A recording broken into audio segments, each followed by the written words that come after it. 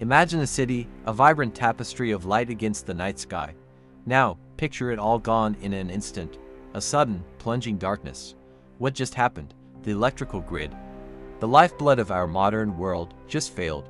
So, what exactly is the grid? It's not just the power outlets in your wall.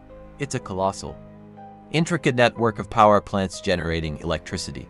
Massive transmission lines carrying that power across hundreds of miles, and local distribution lines that deliver it right to your home, your office, your school.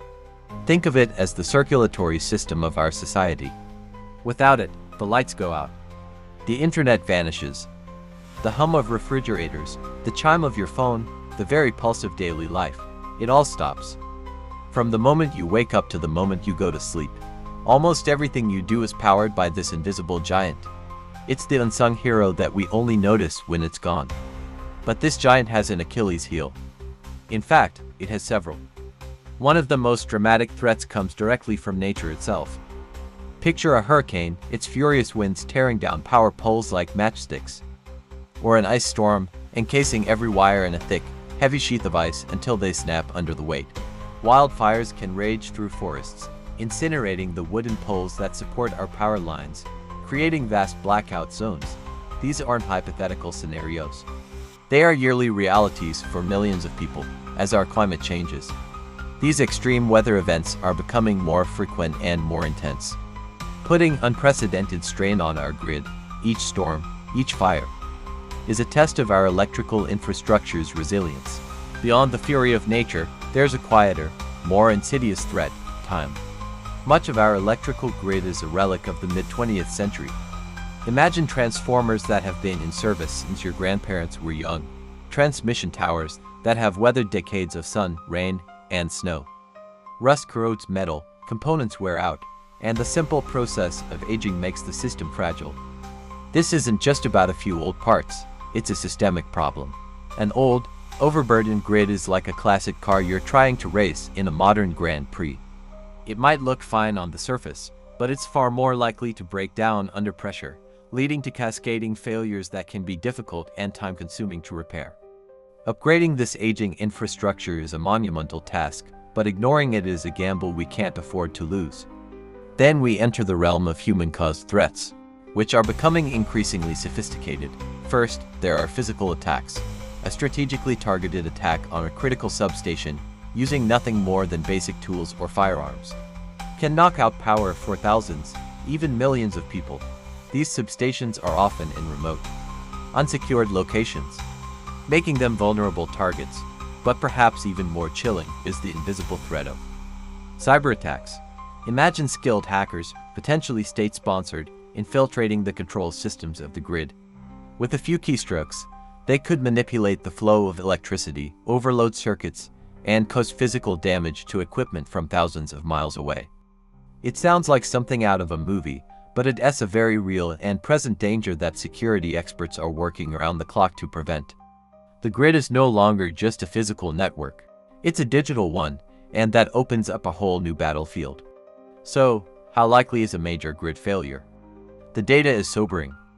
If you look at the trends, the number of significant power outages in recent years has been steadily climbing.